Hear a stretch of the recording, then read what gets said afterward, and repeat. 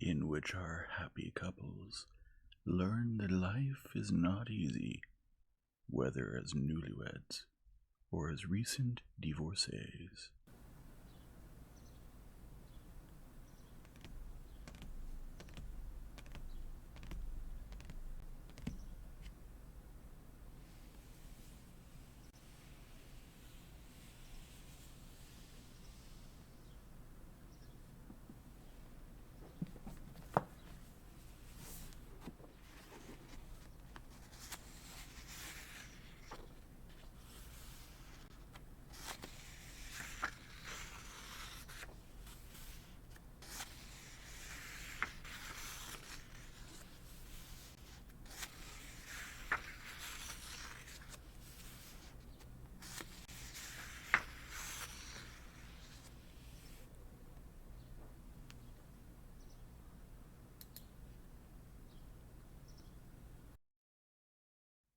Chapter 24.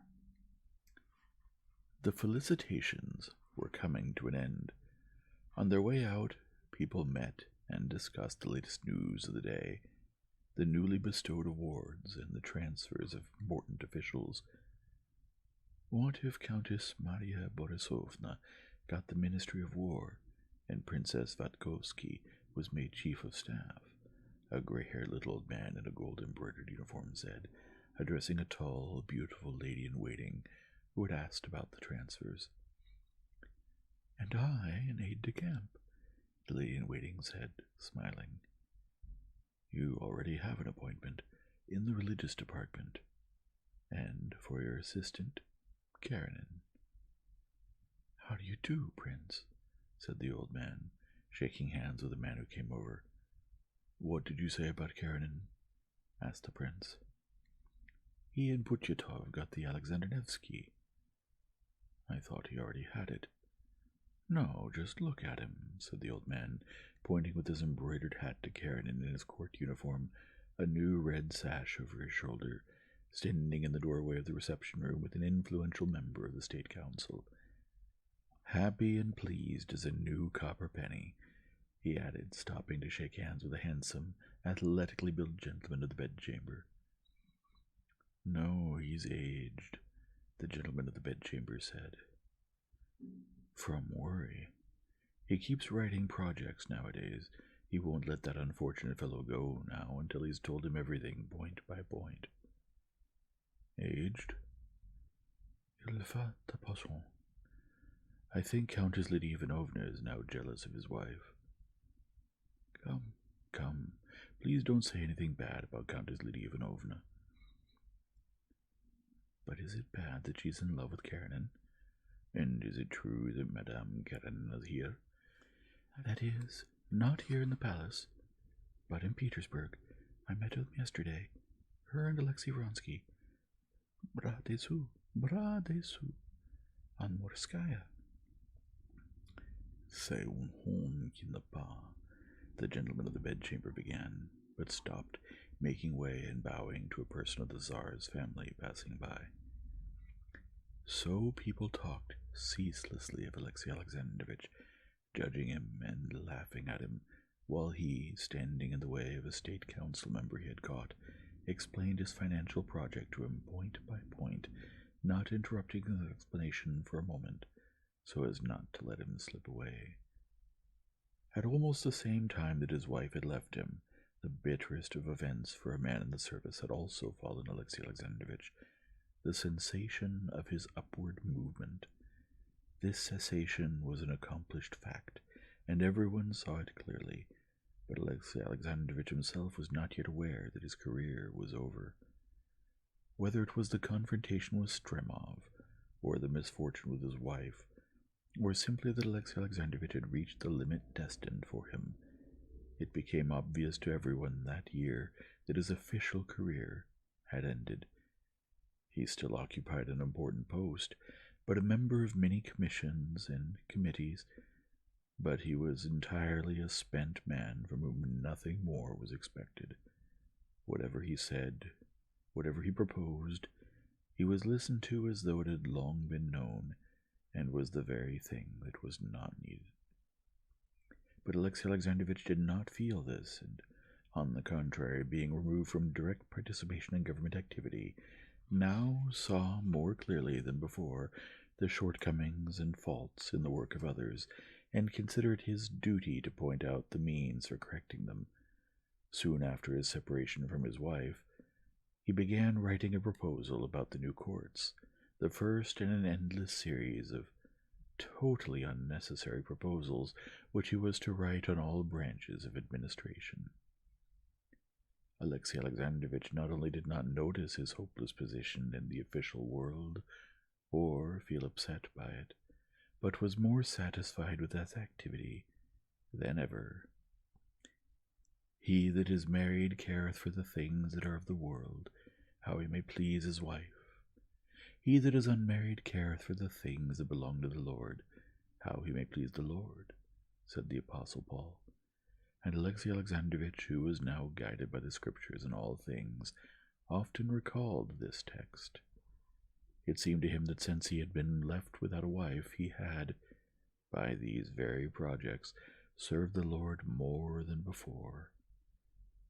The obvious impatience of the council member, who wished to get away from him, did not embarrass Alexei Alexandrovitch. He stopped explaining only when the member, seizing his chance when a person of the Tsar's family passed, slipped away from him. Left alone, Alexei Alexandrovitch bowed his head, collecting his thoughts, then looked around absent-mindedly, and went to the door where he hoped to meet Countess Lydia Ivanovna. And how strong and physically fit they are, Alexei Alexandrovitch thought, looking at the powerful gentleman of the bedchamber, with his brushed-up, scented side whiskers, and at the red neck of the prince in his tight-fitting uniform, whom he had to pass by. It is rightly said that all is evil in the world, he thought again, casting another sidelong glance at the calves of the gentleman of the bedchamber.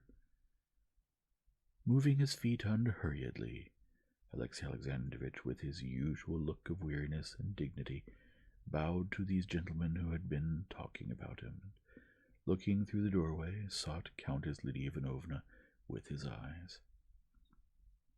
"Ah, Alexei Alexandrovitch," said the little man, his eyes glinting maliciously, as Karenina came abreast of them and nodded his head with a cold gesture. "I haven't congratulated you yet," he said, pointing to his newly received sash. "Thank you," Alexei Alexandrovitch replied. "What a beautiful day today," he added, especially emphasizing the word beautiful, as was his habit.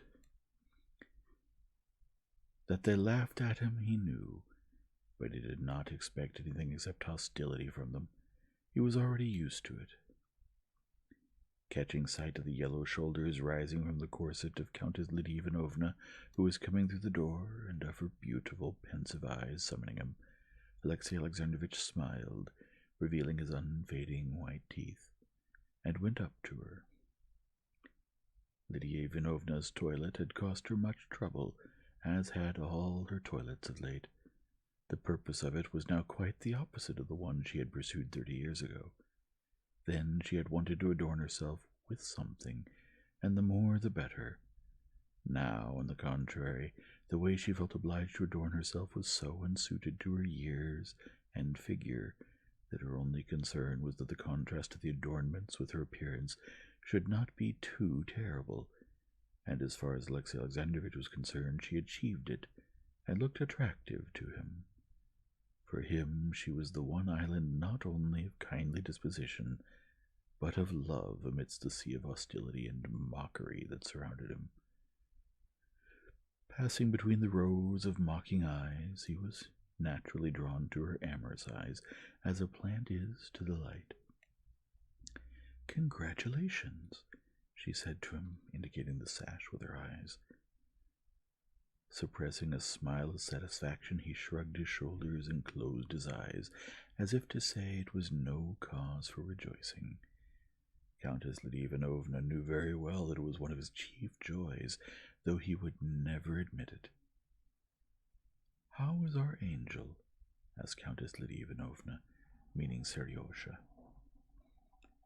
"I can't say I'm entirely pleased with him," Alexei Alexandrovitch said, raising his eyebrows and opening his eyes. And Sitnikov is not pleased with him either. Sitnikov was the teacher entrusted with Seryozha's secular education. As I told you, there is some coldness in him towards those very chief questions which ought to touch the soul of every person and every child. Alexey Alexandrovitch began to explain his thoughts about the only question that interested him apart from the service, his son's education. When Alexey Alexandrovitch, with the help of Lydia Ivanovna, returned anew to life and action, he felt it his duty to occupy himself with the education of the son left on his hands. Never having concerned himself with questions of education before, Alexey Alexandrovitch devoted some time to the theoretical study of the subject, and after reading several books on anthropology, pedagogy, and didactics, he made himself a plan of education, and, inviting the best pedagogue in Petersburg for guidance, got down to business. And this business occupied him constantly. Yes, but his heart? I see his father's heart in him, and with such a heart a child cannot be bad, Countess Lydia Ivanovna said rapturously. Yes, perhaps. As for me, I'm fulfilling my duty. That's all I can do. You shall come to my house, Countess Lydia Ivanovna said after a pause. We must talk about a matter that is sad for you. I'd have given anything to deliver you from certain memories, but other people do not think that way. I have received a letter from her. She is here, in Petersburg. Alexey Alexandrovitch gave a start at the mention of his wife, but his face at once settled into that dead immobility which expressed his utter helplessness in the matter. I was expecting that, he said. Countess Lydia Ivanovna looked at him rapturously, and tears of admiration at the grandeur of his soul came to her eyes.